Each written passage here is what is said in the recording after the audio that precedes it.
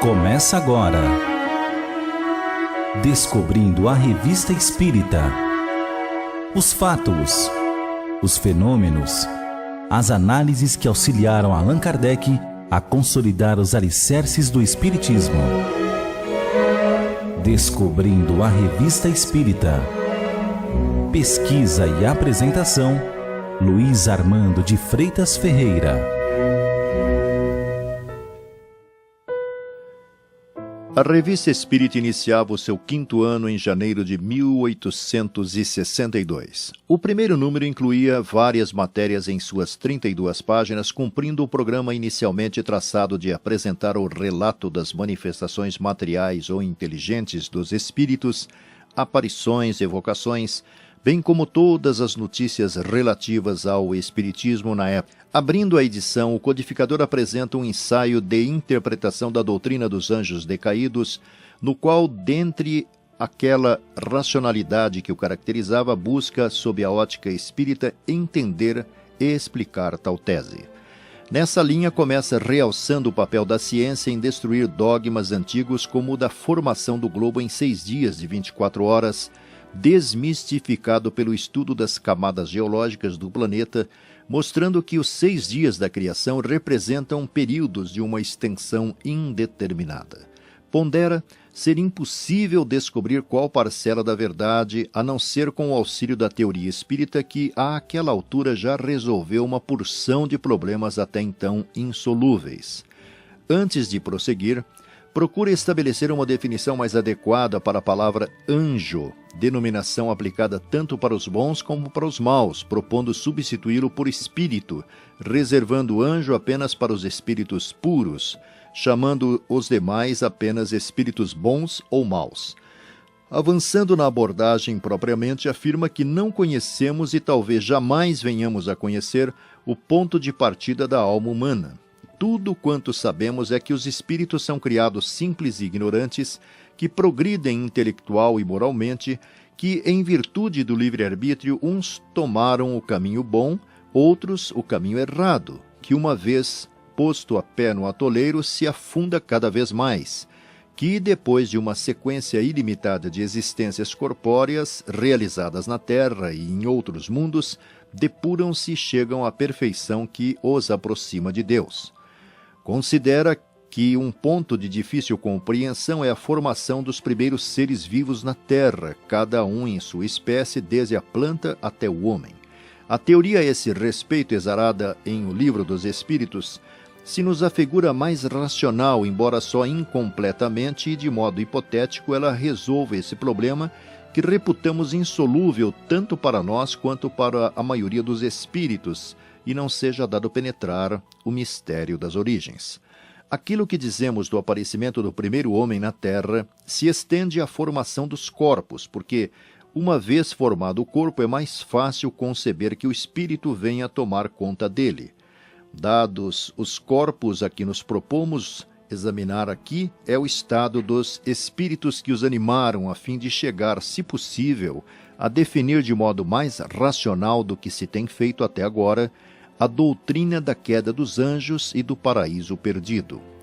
Segue dizendo que, se não admitirmos a pluralidade das existências corpóreas, temos que admitir que a alma é criada ao mesmo tempo que se forma o corpo, porque de duas uma, ou a alma que anima o corpo ao nascer já viveu, ou não viveu ainda.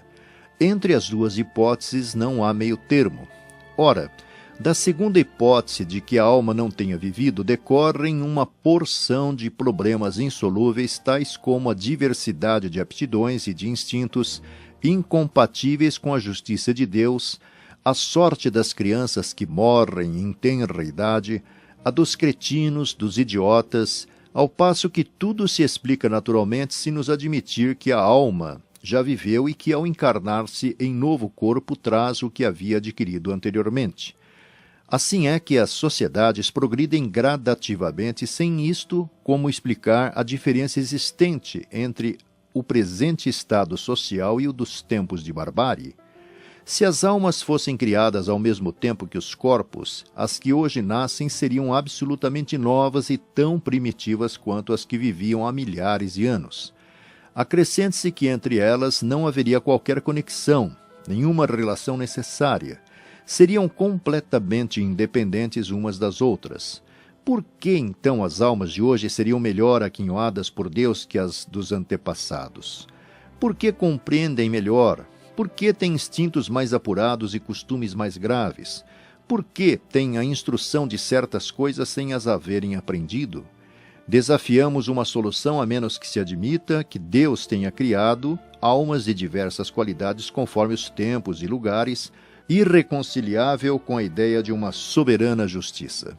Diga-se, ao contrário, que as almas de hoje já viveram em épocas remotas, foram bárbaras como o seu século, mas progrediram. Em cada nova existência trazem as aquisições das existências anteriores. Consequentemente, as almas dos tempos civilizados não foram criadas mais perfeitas, elas é que se aperfeiçoaram com o tempo. Temos, assim, a única explicação plausível para a causa do progresso social.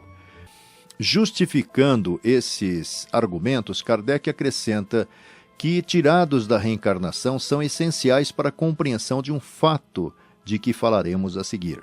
Embora possam os espíritos encarnar-se em diferentes mundos, parece que, em geral, realizam um certo número de migrações no mesmo globo e no mesmo meio, a fim de melhor aproveitar a experiência adquirida. Não saem do meio senão para um pior, por punição, ou um melhor como recompensa. Disso resulta que, durante um certo período, a população do globo é mais ou menos composta dos mesmos espíritos, que aí reaparecem em diversas épocas até atingirem um grau de depuração que lhes permita a morada em mundos mais adiantados. Conforme o ensino dado pelos espíritos superiores, essas emigrações e imigrações dos espíritos encarnados na Terra ocorrem de tempos em tempos, individualmente, mas em certas épocas realizam-se em massa por força das grandes revoluções que os fazem desaparecer em grandes quantidades inumeráveis, sendo substituídos por outros espíritos que sobre a Terra ou sobre uma parte da Terra constituem uma nova geração. O Cristo disse uma coisa notável, que não foi compreendida, como aliás em muitas outras passagens tomadas ao pé da letra, quando sempre falava por imagens e parábolas. Anunciando os grandes acontecimentos no mundo físico e no mundo moral, disse ele: na verdade, vos digo que não passará essa geração sem que se cumpram todas essas coisas.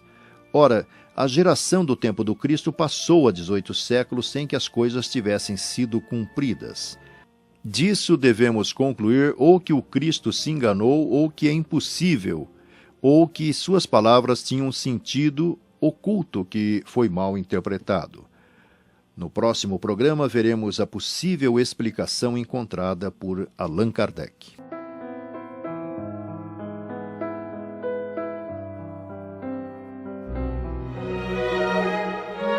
Você ouviu Descobrindo a Revista Espírita. Pesquisa e apresentação, Luiz Armando de Freitas Ferreira.